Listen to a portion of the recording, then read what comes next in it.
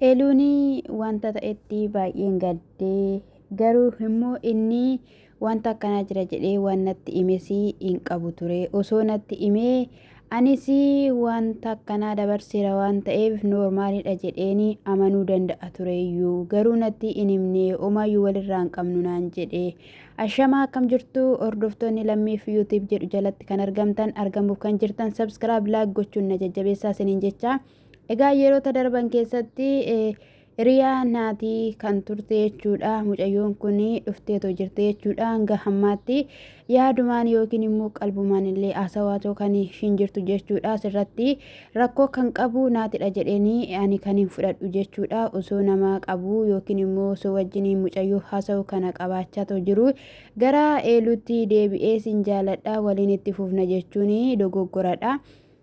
Duraan torkii mucayyoo sana faana qabu haasawee adda kutuu qaba ture. Dhugaa jirtus immoo eeluutti himuu qaba ture jechuudha. Maaliif jennaani eeluun eddanii biyya Itoophiyaa keessa gara alaa deemee wanta baay'ee dabarsitee ta'uufis didee jechuudha. Isa kanallee ishiinis homaa rakkoon qabu jetteetoo jirti. Haa ta'u malee bilbila ishii nama irraa fudhadheeni wajjiniin akka haasawuu qabu of amansiisee garuu immoo wanta sirrii miti wanta ta'us qabu miti. Sirrii akka hin taane nan beeka sirrittiidhaanii garuu immoo dirqamadhaa kottuu wajjin haasofna jennaani lakkii manatti kottuu naan jettee lookeeshinii ishiis naaf ergiteetoo jirti. Amma naannoo isaanii kan inni jiru baay'ee fagaata bakkeen ani jiruu fi bakkeen ishiin jiraattu jettee jechuudha. Ta'u malee gaa'elaadha jechuudha kan geessu yeroo dhattutti balbala gaafa jalaa saattu jechuudha. Naatiin intala bira jira jechuudha. Maaliif jennaani naatii manatti waamtee akkasuma haalota mijeessitee jechuudha.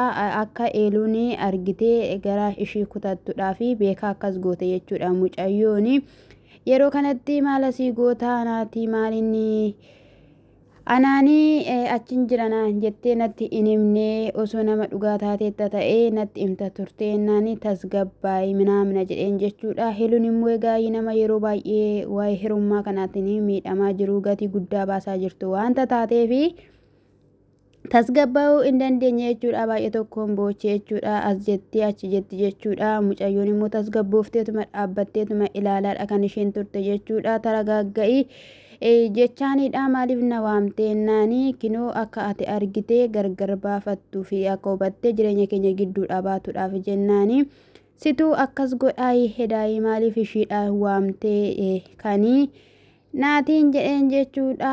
Eeluudhaanis immoo tasgabbaa'ii akka ati yaadde miti jennaani mana dubartiitti si argee maaliin tasgabbaa beekaa akkas gootaa naaf jaalala hin qabdu jechuudha.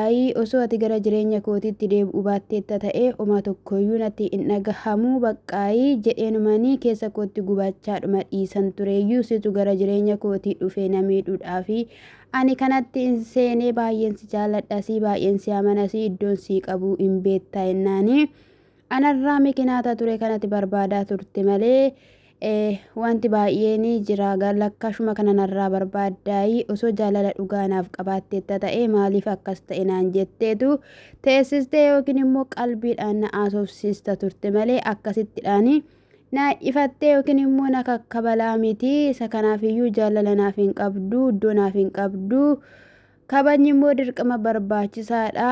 Yoo barbaaddeetta ta'e immoo wanti hundumtiyyuu inaaf jedheenii jechuudha.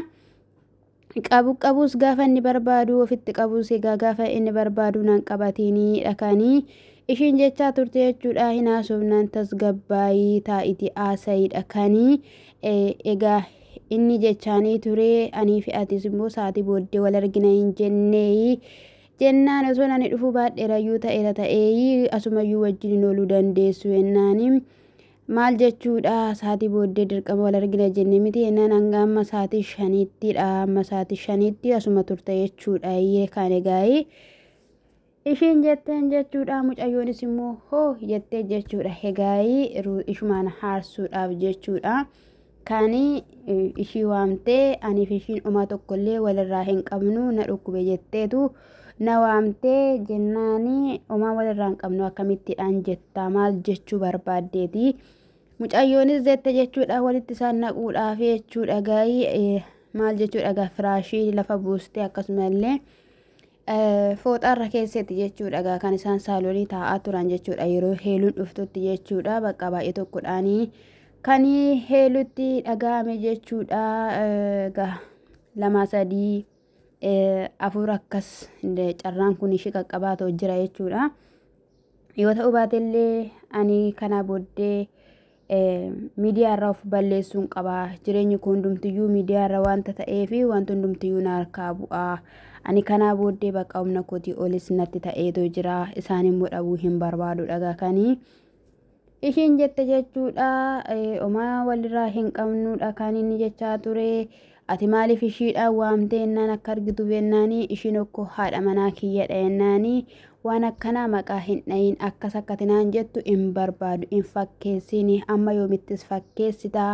jennaan gatii ani si baasaa ture wanti ani si faana ta'aa ture hundumti isaayyuu heeluu akkasumaan dhaayii jennaan maallaaf kaffaltee maallaaf taatee kanatti naaf taate kinoo argeetoo jira ani akkamittiidhaan si amanuu danda'e mana dubartiitti algaa yookiin immoo firaashii lafa buufatteeti ciisi sirran buusaa ani dhiira akkanaa ta'uu kee hin beekun tureeyyuu yaades hin beeku ani baay'een si jaaladha iddoon si qaban ture eenyuunus hin qixxeessu jennaan anis akkasuma dhaay kanii eega ishiinis jechaa turte jechuudha mucayyoon immoo hin cannaqiinii hin dhiphisiinii sammuun isaa nagaa akka ta'uun barbaada atis tasgabbaay maaltu akkana si godha kan jechaanii turte ati jireenya koo keessa maaliif galtee jireenya koo keessa bayi dhimma maaliidhaaf asitti na waamtee alaamaan kee maa inni kaayyoon kee maa inni jetteeni mucayyootti illee ka'aa turte mi'a mana keessaa illee darbachaa turte jechuudha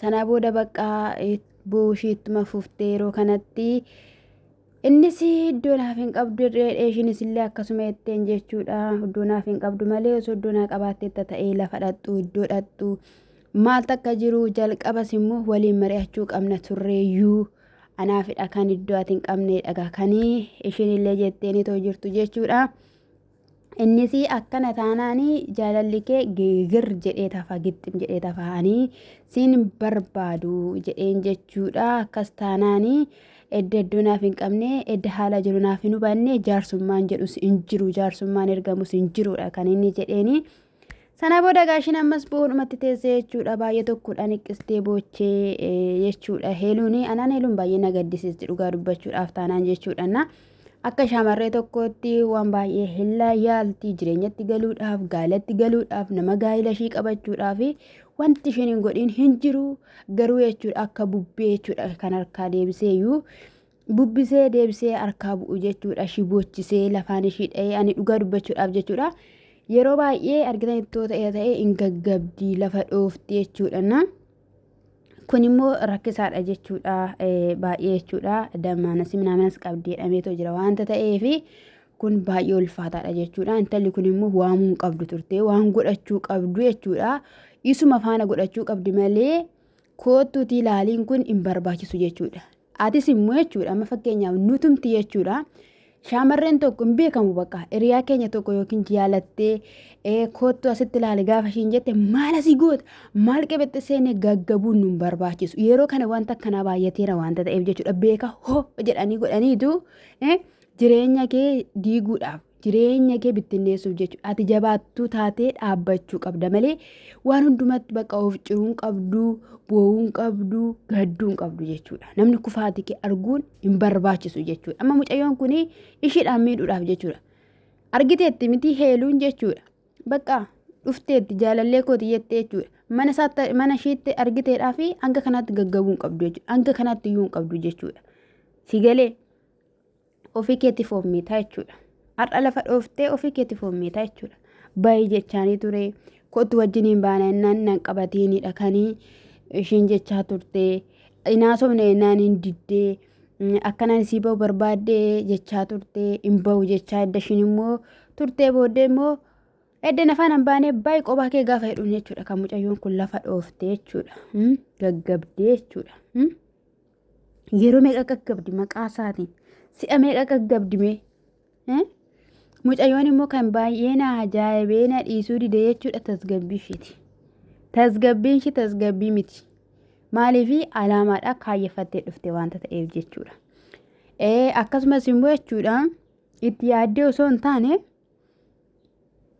ishii fi naatiin jechuudha walirraa jechuudha waan qaban qabu dhugaadha jaalallee isaa turte jechuudha waliin haasawaa turan jechuudha malee hoo jedhee cal jedhee miti jechuudha dhugaa dubbachuu dhiiruma waan tokko jalqabee hiriyaasa achi gatee hiriyaashii kana bira akka waan qulqulluu ta'eetti dhufee si faana jaalala heegalu waaqayyos irraa qabu dhugaan siniin jedhe yeroo baay'ee immoo wanta akkana jechuudha shamarran irratti osoo hin taane dhiirota irratti kan mul'atu jechuudha. Shamarran tokko jechuudha gaafa jaalallee ishii dhaabduu hin dhaabdi sin fedhu sin barbaadu jette hin cuftisuma dhugaan siniin jedhe. Kana irratti jechuudha shamarran baay'ee kutattootadha. Baay'ee dhugaan siniin jedhe jajamuu warreen qabanidha jechuudha. Dhiironni garuu yeroo hunduma bakka bukukkutteedhanii waanumti isaanii jechuun baay'ee tokko nama jibbisiisa bakka hojiin isaanii jechuudha. Gaafa immoo dubartii irratti wanta tokko argan immoo bakka dubartii sana jaan arguu barbaadanii jechuudha. Kuni baay'ee nama gaddisiisa.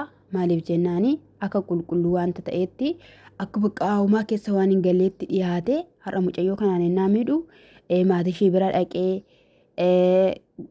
bichaan ulfaata jechuudha. Akka kiyyatti eeluunis mee tasgabbaa'ii wanta ta'isaa ilaalaa siniin jenna. Qoftaan kun sinaa eebbisuu hordoftoonni kiyya subscribe like gochuun na jabisa shalom.